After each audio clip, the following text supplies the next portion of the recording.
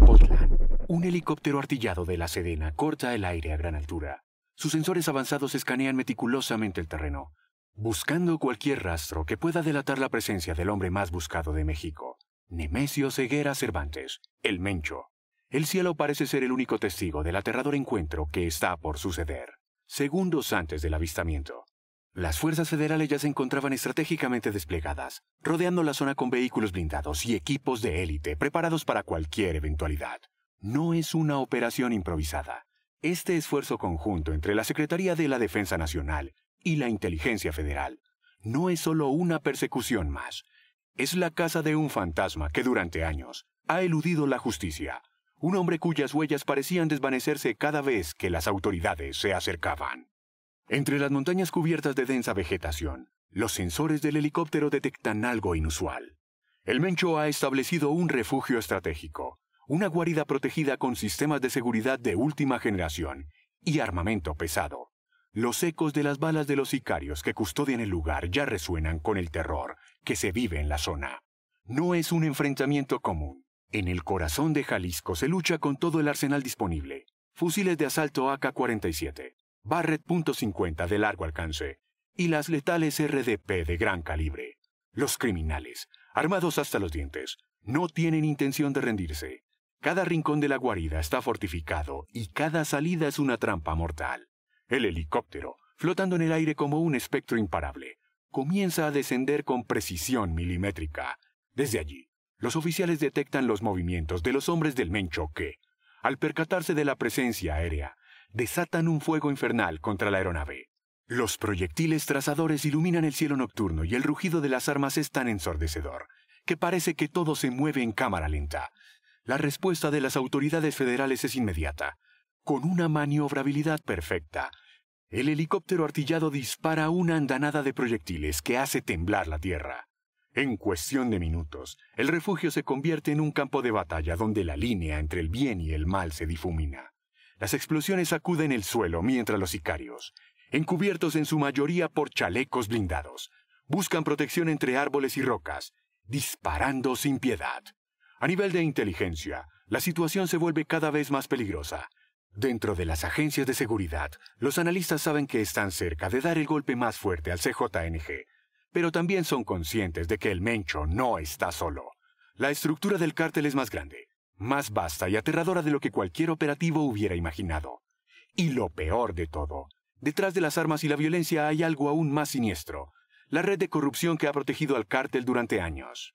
Nemesio Ceguera Cervantes, conocido en el inframundo criminal como el Mencho, no siempre fue el hombre más buscado de México. Su ascenso en el mundo del narcotráfico es el resultado de años de movimientos calculados y una brutalidad que pocos se atreven a desafiar. Originario de Michoacán, este hombre implacable construyó desde las sombras un imperio que trasciende fronteras. Lo que hace único al Mencho no es solo su capacidad para el negocio del narcotráfico, sino su habilidad para convertirse en un fantasma. Durante años, las autoridades mexicanas e internacionales han intentado dar con su paradero sin éxito.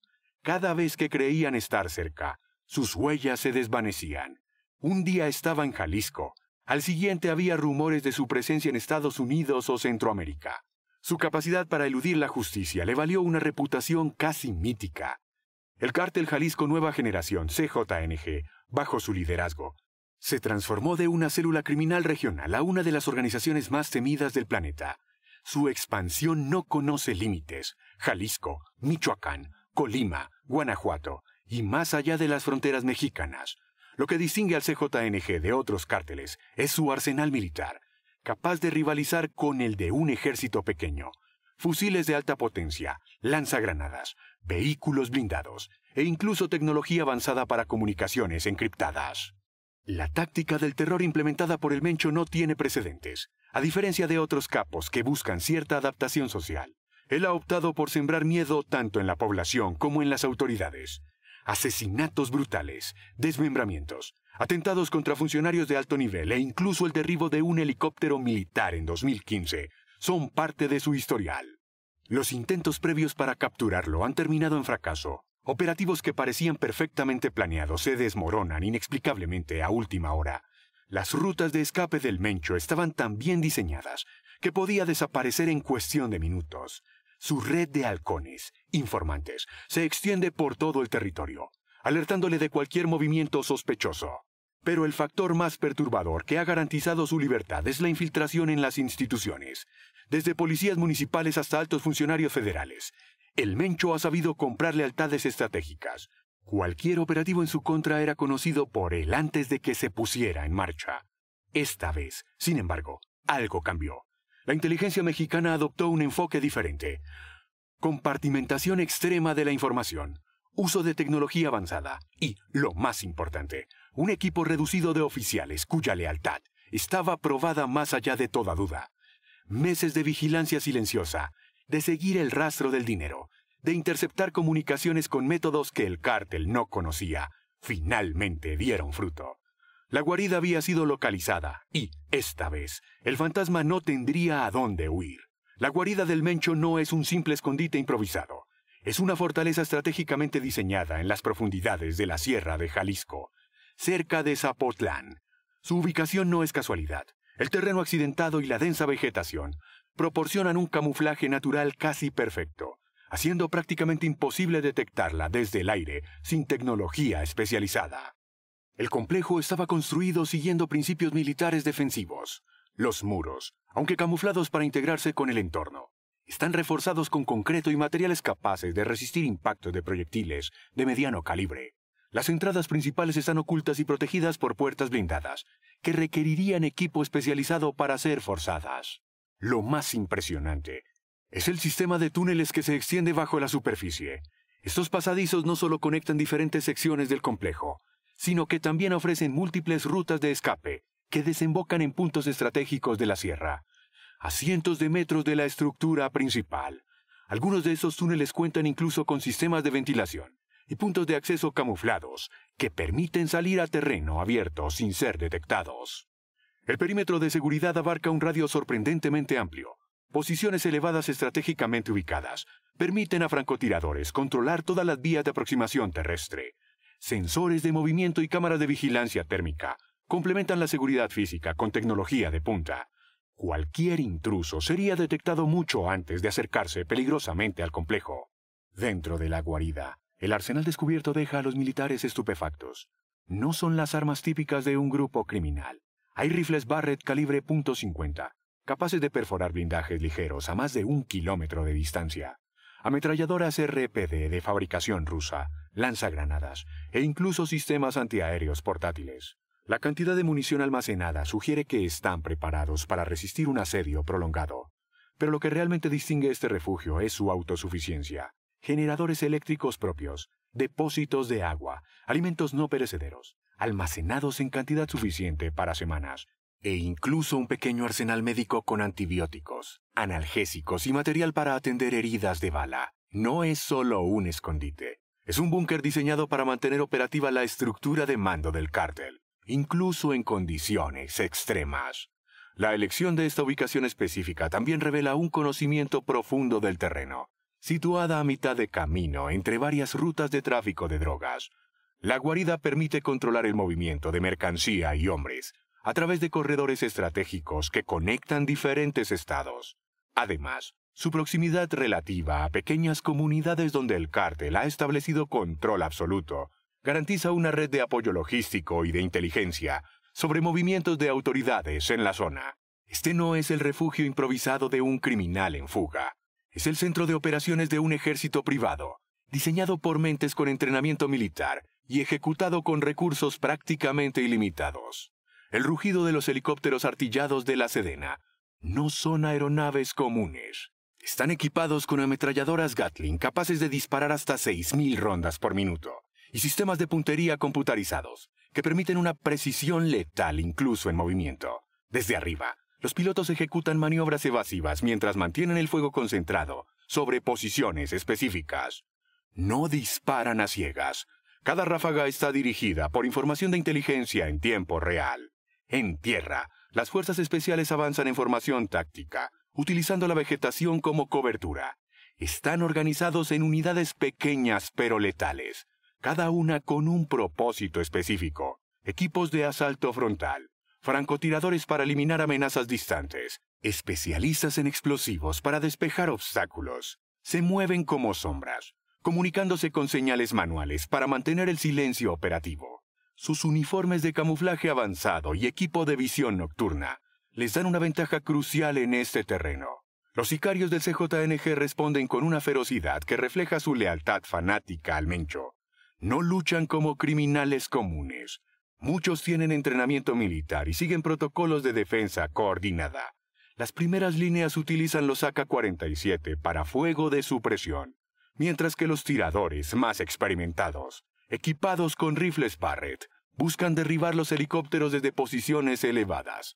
Los vehículos blindados del cártel están estratégicamente posicionados para bloquear rutas de acceso, convirtiéndose en fortalezas móviles desde donde disparan sin cesar. El conocimiento del terreno les da una ventaja significativa. Utilizan senderos ocultos para reposicionarse, emboscando a los soldados que se aventuran demasiado profundo en el territorio hostil. Cada metro es disputado con intensidad brutal. El suelo de la sierra se tiñe de sangre de ambos bandos. El punto de inflexión llega cuando los helicópteros, tras identificar los generadores eléctricos del complejo, lanzan misiles de precisión que dejan la guarida en penumbras. La pérdida de los sistemas de vigilancia electrónica desorganiza la defensa del cártel. Simultáneamente, unidades de élite que se han infiltrado por rutas alternativas emergen de la selva, atacando desde ángulos inesperados. La coordinación entre aire y tierra alcanza su máxima efectividad. Los helicópteros iluminan la zona con potentes reflectores, cegando temporalmente a los defensores y permitiendo a los soldados avanzar, protegidos por la confusión. Las comunicaciones del cártel, ya comprometidas por el trabajo previo de inteligencia, colapsan por completo. Los líderes sicarios intentan reorganizar la defensa, pero el caos es total. En un movimiento decisivo, explosivos controlados abren brechas en las paredes exteriores del complejo. Los equipos de asalto, tras superar la feroz resistencia inicial, penetran en el corazón de la guarida. Los pasillos se convierten en trampas mortales, donde el combate se desarrolla a distancias tan cortas que el sonido ensordecedor de los disparos rebota en las paredes de concreto. Tras horas de intenso combate, el silencio comienza a imponerse. Los defensores supervivientes, acorralados y sin municiones, finalmente se rinden o caen. Las fuerzas federales establecen un perímetro mientras los equipos especializados comienzan la minuciosa tarea de asegurar cada rincón del complejo. La batalla física ha terminado, pero lo que están a punto de descubrir iniciará un conflicto mucho más complejo. La localización de la guarida del Mencho no fue producto del azar, sino el resultado de meses de trabajo silencioso, donde la tecnología jugó un papel crucial. Todo comenzó con la formación de una unidad especial de ciberinteligencia, integrada por los mejores analistas de datos del país, trabajando desde instalaciones secretas aisladas de las redes convencionales para evitar filtraciones. El primer golpe maestro fue la infiltración en las comunidades del cártel. El CJNG utilizaba sistemas de encriptación avanzados, pero tenían un punto débil: las actualizaciones de software. Los expertos en ciberseguridad desarrollaron un malware específico que se introdujo durante una de las actualizaciones, permitiendo acceso limitado pero crucial a mensajes que creían inviolables. Para evitar la detección, los analistas no intentaron descifrar todas las comunicaciones, sino que aplicaron algoritmos de inteligencia artificial para identificar patrones y palabras clave relacionadas con momentos logísticos. Esta aproximación selectiva permitió mapear gradualmente la red de distribución del cártel, sin alertar a sus expertos en contrainteligencia. El verdadero salto cualitativo llegó con la implementación de Argos, un sistema de análisis de metadatos capaz de correlacionar información aparentemente inconexa. Argos detectó un patrón inusual: ciertos teléfonos satelitales, que nunca se comunicaban directamente con los líderes conocidos del cártel, siempre se activaban brevemente antes de importantes movimientos logísticos. Estos teléfonos, utilizados exclusivamente en zonas remotas de la sierra, se convirtieron en el hilo del que tirar. Paralelamente, la inteligencia humana resultó igualmente valiosa. Agentes encubiertos, tras meses de trabajo paciente, lograron infiltrarse en los niveles medios del cártel. No buscaban acceso directo al Mencho, objetivo prácticamente imposible, sino información sobre la logística de aprovisionamiento de sus instalaciones. ¿Cómo llegaban los alimentos? ¿Quién suministraba el combustible para los generadores? Siguiendo estos rastros mundanos, se identificaron rutas y frecuencias que apuntaban a ubicaciones específicas. La vigilancia aérea representó otro componente vital. Drones de alta altitud equipados con sensores térmicos y electrópicos realizaban pasadas regulares sobre áreas sospechosas. A diferencia de operativos anteriores, estos vuelos seguían patrones aleatorios y ocurrían a intervalos irregulares para evitar que el cártel identificara un patrón.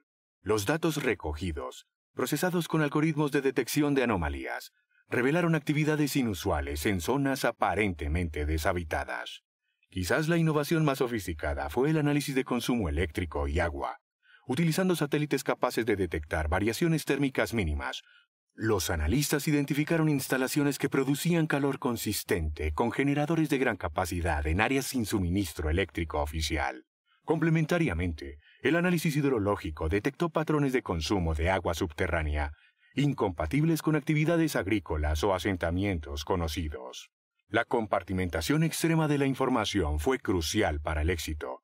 Cada equipo trabajaba con datos parciales, sin conocer el panorama completo. Solo un pequeño grupo de coordinadores tenía acceso a la totalidad de la información, minimizando el riesgo de filtraciones. El golpe final, la ubicación exacta de la guarida, se logró mediante la convergencia de todas estas líneas de investigación. No fue un solo dato revelador, sino la acumulación paciente de indicios aparentemente insignificantes que, vistos en conjunto, dibujaron un mapa incontestable que conducía a las profundidades de la Sierra de Jalisco. Cuando los soldados finalmente aseguraron el interior de la guarida, no esperaban que el verdadero valor del operativo estaría en papel y datos digitales, no en armas o drogas. En una habitación blindada, protegida con sistemas biométricos de acceso, descubrieron cientos de carpetas meticulosamente organizadas y discos duros encriptados. Los especialistas en inteligencia que acompañaban al operativo reconocieron inmediatamente la magnitud del hallazgo. Los primeros documentos analizados dejaron a los investigadores sin aliento. Registros detallados de pagos a funcionarios públicos, desde agentes policiales de bajo rango hasta figuras en los más altos niveles del gobierno. No eran simples anotaciones, sino un sistema contable complejo con montos, fechas, conceptos e incluso códigos que indicaban el tipo de servicio prestado.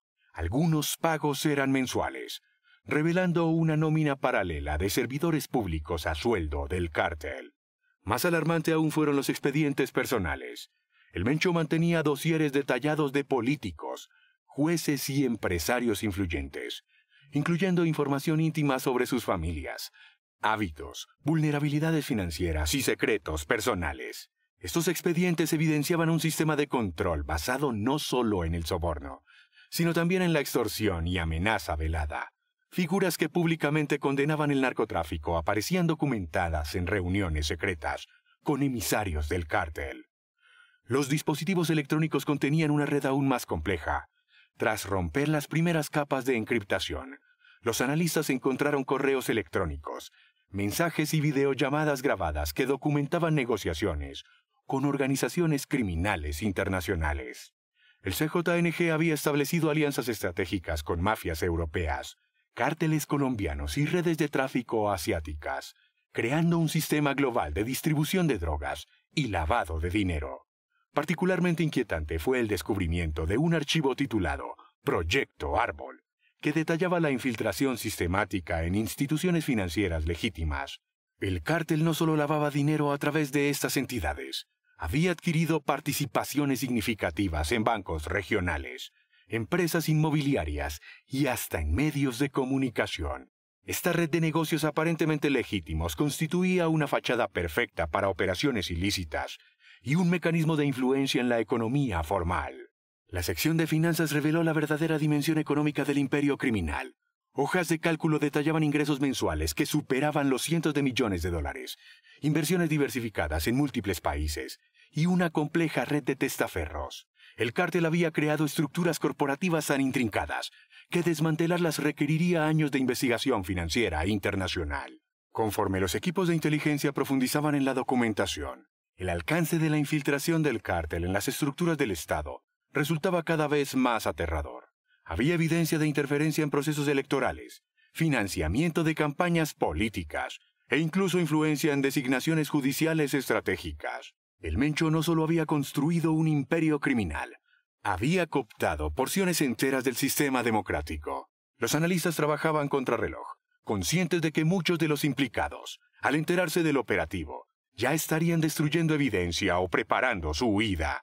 Cada documento digitalizado, cada disco duro asegurado, representaba no solo pruebas contra criminales, sino potencialmente el inicio de la mayor crisis política e institucional en la historia reciente de México. Este tesoro documental convertía la operación militar en algo mucho más significativo: la posibilidad de desmantelar no solo un cártel, sino toda una estructura de corrupción enquistada en el poder. Mientras las fuerzas federales aseguraban la guarida del Mencho, otra batalla, igualmente feroz pero invisible para el público, se libraba en los pasillos del poder.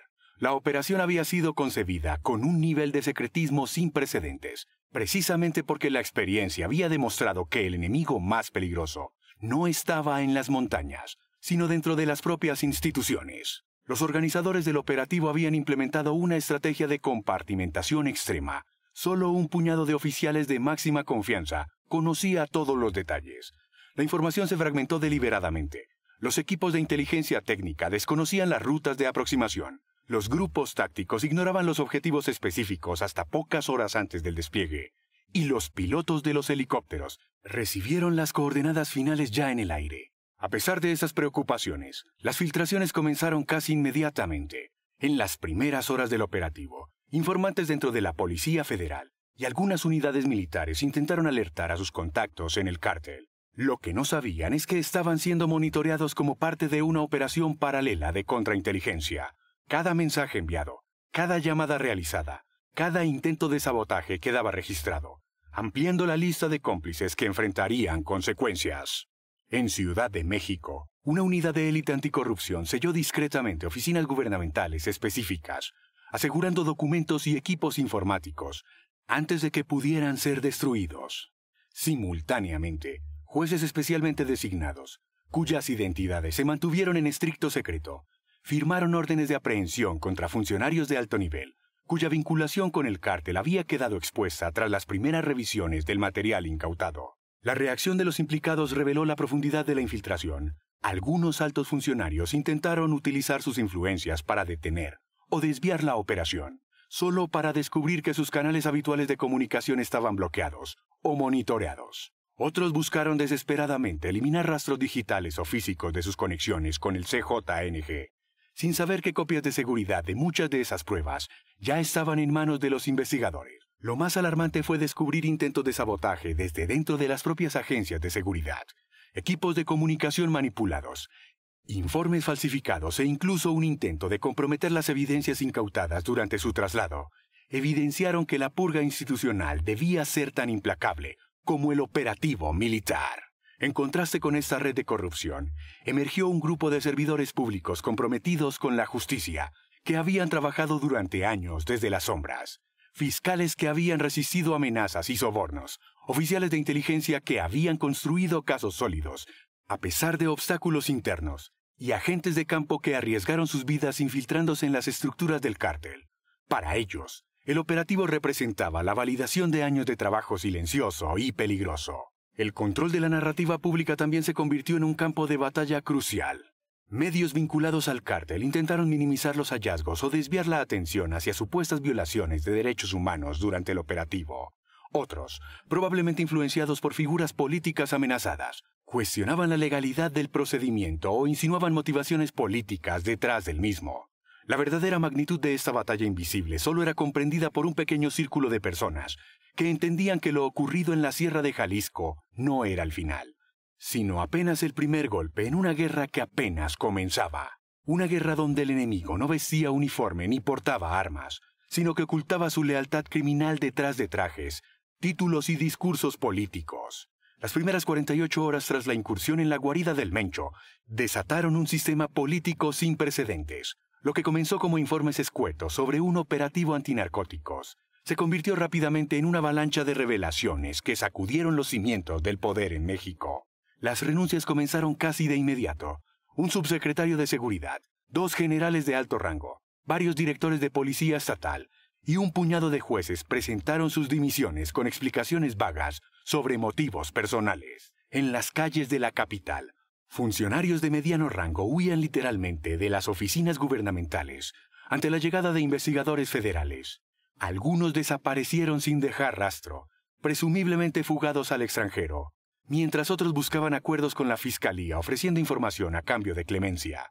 La paranoia se apoderó de círculos políticos donde nadie sabía con certeza qué nombres aparecían en los documentos incautados. El terreno político alcanzó niveles insospechados cuando evidencias contundentes vincularon a 3 gobernadores, un exsecretario de Estado y 12 legisladores federales con operaciones del CJNG. Las imágenes de políticos que habían construido carreras con discursos contra el narcotráfico, siendo esposados por agentes federales, generaron conmoción pública que trascendió fronteras. Dentro de las fuerzas de seguridad, la purga institucional fue igualmente devastadora. Unidades enteras de policía federal y estatal fueron desmanteladas. El ejército y la marina implementaron protocolos de emergencia para identificar elementos comprometidos. Se establecieron mecanismos extraordinarios de verificación. Cualquier oficial con acceso a información sensible debía someterse a polígrafo.